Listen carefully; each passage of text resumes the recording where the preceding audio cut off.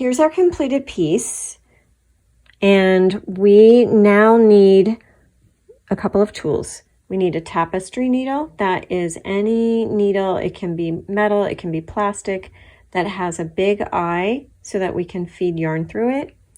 And then I have these locking stitch markers that are going to help me identify places. You could use any kind of safety pins or anything that you've got on hand too. So I'm going to put my hand down so that my thumb is on the edge, and I can place it however I want. If I want my mitt to just come up to this part of my hand, then I can put my hand there. If I want it to come all the way up on my fingers, I can put it there. I'm going to put it right about in between the base of my fingers and the middle knuckle, so somewhere like that. And I'm going to just fold it over, and it can stretch out, that's fine. But what I want to mark is those places where my thumb is going to come through. So I'm going to mark here, and then right behind my thumb, let me mark the first one. And I want to even these out. I'm using my locking stitch marker to just hold that in place. I can put my hand back again.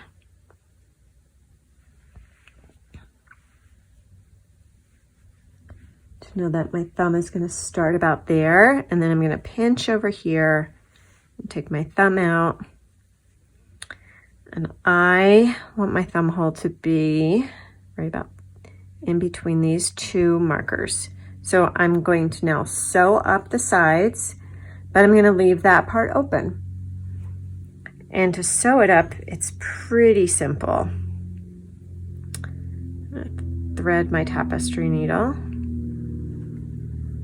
And I'm just gonna, see this gap right here? I'm gonna close that up a little. So I'm going to go in here and then come over to the other side.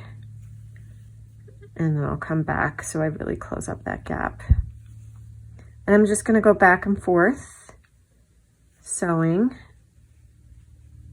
using my tail. Hopefully you left a long enough tail. So there's a tip for you. You should leave your tail long enough so you can use it to sew. If not, I would have just tied on some yarn and finished it off that way. But here I go. I'm going to show you when I get here. Go back and forth. And now I've got to the stitch marker. So I'm not going to stop here, but I'm going to run the yarn through the stitches so that I can get to this other stitch marker.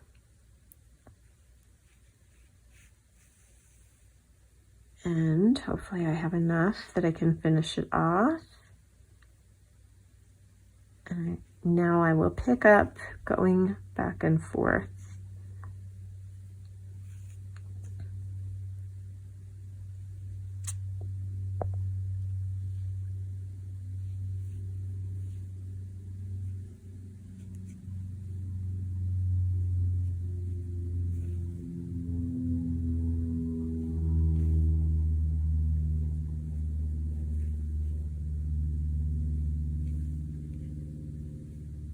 I think I'm going to make it,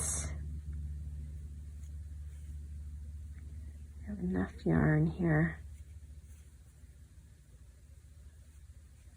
Okay, so I made it to the end. Now I'm going to make a very simple knot by cutting through both ends. Again, I'm going to go through that loop, pull it through, pull out my end. I'm not finished yet though. I want to hide these ends. I'm simply going to push the yarn through that seam again for a bit. Open it up, and now this end I want to do the same thing with. I'm going to hide the end by just pushing it through the seam, catching some of the yarn, and I'll pull it through. can get this needle off. Stretch it out so the yarn isn't pulling it tight. And I'll snip those off. Take out my markers.